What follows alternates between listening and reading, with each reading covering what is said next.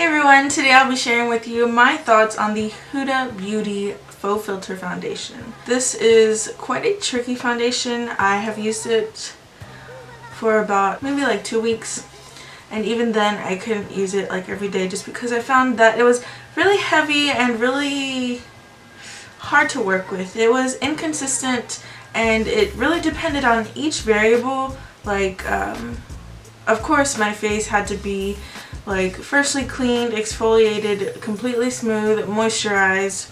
My brushes had to be completely clean. If I tried to use a dirty brush or like a dirty sponge, then it just would look so textured and ugly. And so this foundation is really iffy, but today I'm going to be trying it out for you on camera. Like I said, I've already tried this out for over the past week and a half to 2 weeks, so it's not a first impressions video, but I want you to see how it applies onto my skin. There are so many variables that play into this process, and if they're not all like 100% on point, then this foundation isn't going to look its best. But I'm going to share with you what I found was the best way to apply it and my final thoughts towards the end of the video. So stay tuned if that's something that you're interested in. So this is the foundation. Like I said, it's the Huda Beauty Faux Filter Foundation, and this is in the color Toasted Coconut. The packaging is plastic, it is not glass, and I like that it comes with a pump already. So I don't have to like buy a pump or just like pour it out onto the back of my hand, which I have had to do with previous foundations that I have tried, such as the NARS Sheer Glow foundation, which I love that foundation, but it's so not hard to get out of the bottle, it's just like a hassle to get out. It's like $6 for a pump, and I mean, if I'm paying already like $40+ for a foundation, I would hope that they would be kind enough to include a pump. But that's just me, so rant over. Sorry if you are annoyed by me ranting, but like I said, that's just me. I want what I pay for, okay? So moving on. So I'm going to show you how I apply it and what I found was the best way to apply it. The tools that I'll be using are the Morphe E8, which is like my favorite detailed foundation brush. I'll also be using a beauty sponge by Morphe as well. So I start by applying it to the back of my hand.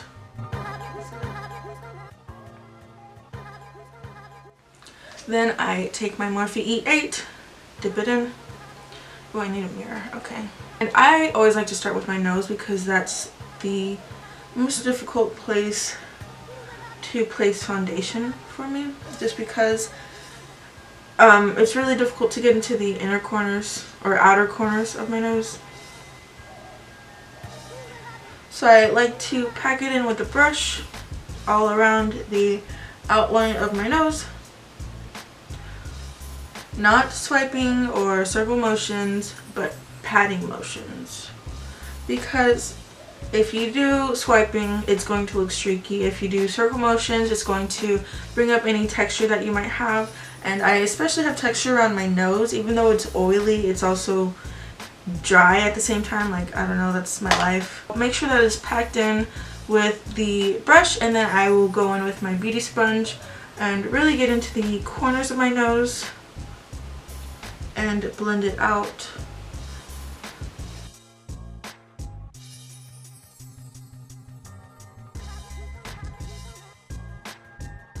I've also found, like just in general, that applying foundation to the center of your face first works best because you'll end up having the most coverage there, which is pretty important because that's where you get the most focus on your face, especially if you're using like bronzer, contour, blush, highlight, stuff like that.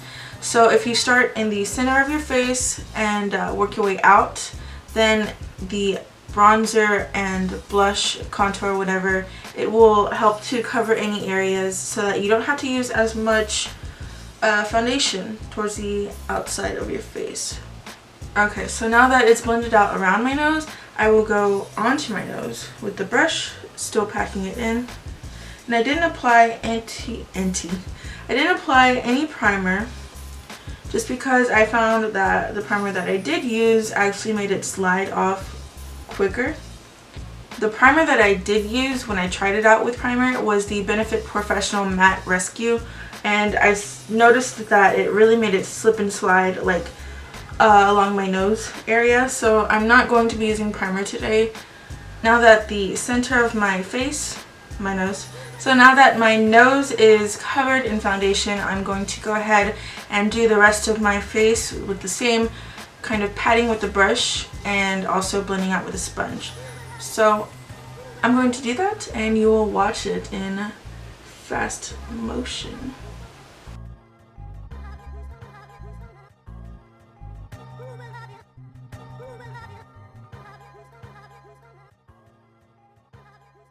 Okay, so I have applied it to my entire face, and as you can see it is a tad bit light for my skin tone, but I'm okay with that because I can go and warm it up with bronzer and contour and really blend it into my neck. I know that Nikki Tutorials calls this her holy grail foundation, so I really wanted to try it out because if it works for her, it can work for me. But I found that maybe it doesn't work as well for me as it does for her because our skin types obviously are different. I found that over time this did kind of tend to come off. It came off of my face, but in patches, and so there was like spots where it still looked flawless and like I had just applied it, but then there were other spots like around my nose area, especially on the sides of my nose, and like my cheek area, more towards the center of my face, where it was sliding off and bits of redness were poking through. If applied correctly to freshly cleaned skin, to exfoliated skin, to moisturized skin, it will look beautiful. And if you set it correctly, it will stay throughout the day. However, if you don't have time to really blend it out or set it properly, then it will not look so great. Also, it's really finicky with the way that you apply it. Like I said, I tried multiple different ways of applying it. I tried with just the sponge, I tried with just the brush, I tried with primer all over my face, primer in only parts of my face, and I tried it with no primer at all. Then I tried it with both the brush and sponge method, and that's what I found that I liked the most, just because the sponge, even though it does get into the corners of my nose, it doesn't do it as precisely as I had liked. So for that reason, that's why I resorted to the brush and sponge method. That's what I found worked best for me. So it might not be the same for you. It might be it works better with just a sponge or with just a brush or with primer all over your face or primer in parts of your face. So it's really an experimental product that I feel like is inconsistent at times. On a really good day, it will last all day, it'll look beautiful, and on a really bad day, it'll slip and slide all over my face and transfer everywhere. So it's really inconsistent, and I can't give this a final review, but I can do a wear test. So that's exactly what I'm going to do today, and I'm really excited about it because I've never done this before. After a week of trying this out, I remember not really knowing whether it was working for me, so I kind of stayed away from it. I didn't use it. What I did use instead was my Anastasia Stick Foundation, which I love. It's my favorite foundation for everyday use, but we're not talking about that. So bye. Bye, Anastasia. But like I said, I did stray away from this after the first week because I did see myself breaking out if I didn't take it off properly. It is really difficult to take off properly. But I have applied my concealer. I applied it just to my under eyes and around the corners of my nose. And I did apply some foundation to my ears, although they still kind of look a little bit off. The color match is a little bit off. But I wanted to show you how I set the foundation and concealer, just so that in case it does wear off throughout the day during my wear test, you can actually see that I did set it and how I set it. And the way that I'm going to set it is with a really damp sponge. This is the one that I use to blend out my foundation. The Morphe, I believe it's the like highlight and contour sponge by Morphe, but I'm going to make sure that it's really damp by spraying it with some setting spray.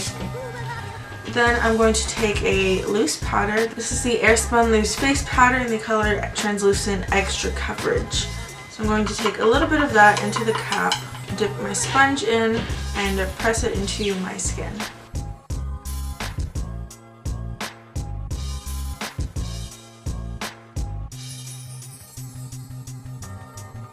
Now that I have set my face with setting powder, I'm going to set it with a setting spray. And the one that I'm using is the NYX Matte Finish Setting Spray. I'm going to go do my makeup, and when I get back, we will discuss the wear test and all of the details that it entails. So I will see you in the next clip. Okay, so I've done my makeup, and it has been about 3 hours since I applied the foundation to my face. I'm going to zoom in really quickly and give you a look because I do see some creasing on the corners of my nose. The corners of the nose are pretty creasy right now, for lack of a better word. Pretty creasy. So I put this foundation on at 10 a.m. It is now 1 p.m. and I have some creasing in the nose areas. Well, I have one nose. But on the corners of my nose, it has creased a tiny bit. Also in these smile lines, it has creased a bit, and I see that it is showing some texture on the very tip of my nose, but that's not completely uncommon for pretty much any kind of foundation that I used. I've seen that be a problem. I've just been watching Netflix, so it's not even like I've been like walking around or outside sweating or like moving around, so there's really no reason for it to be creasing unless my face is just secreting like oil and it's just not cooperating. However, like I said, I haven't been doing anything, so I don't see any reason why that would be the case. But you know what, I am going to go run a few errands, and then I'll meet back and give you an update as to how it is feeling on my face. Hey everyone, I'm back, and it is currently 6:43, almost 7 o'clock. Normally this is about the time that I would take off my makeup throughout the day, so I'm going to show you what the foundation looks like after a full day of wear.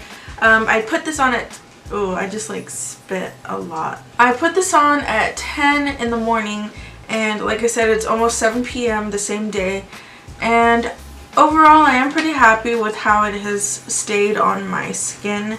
However, there are some spots in my nose area that didn't stay put all day, which typically is fine because normally that would be an issue for me anyway with my glasses. So it's not that big of a deal. However, I did notice that it is way more noticeable than it would be with another foundation that has maybe less coverage, just because this is so full coverage that like any amount of product that is wiped away throughout the day is very noticeable, because you can see like direct skin versus like super full coverage foundation.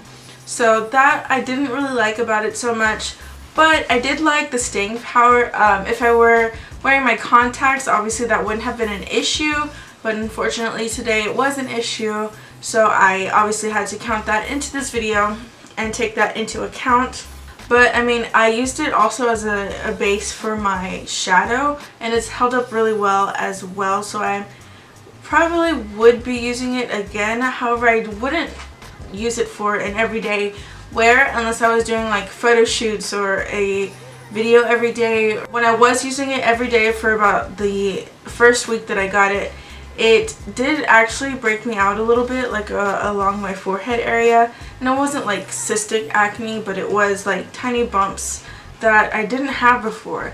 And I believe that is because the foundation is so heavy that it's really difficult to get out. So I have to wash my face like 2 or 3 times in order for my face to be like completely clean. If you do have dry skin, I don't know that I would suggest this foundation for your skin type, just because if you have any kind of texture like flakiness or dry skin, that hasn't been exfoliated, then this foundation will definitely highlight the texture of your face, which I'm not sure that anyone would want that out of a foundation, especially if you're paying $40 plus. Staying power, I would give this an 8 out of 10, just because I did get those creases, which I'm not surprised, honestly. Like on the rest of my face, I give it a 10 out of 10, honestly, because it stayed all day and it's been raining all day, so I've been outside, but it stood up really well to that, which I'm very pleasantly surprised about. So that's the review that I have for you guys today. I hope that you enjoyed it. If you did, be sure to give it a thumbs up down below. If you are new to my channel, be sure to subscribe for more content related to this kind of beautiful stuff. I upload new videos every week, typically on Thursdays, but sometimes I miss a day. But I mean, we're not all perfect. But I would love to have you join us every Thursday. And until next Thursday, I hope that you have a great week, and I will see you very soon.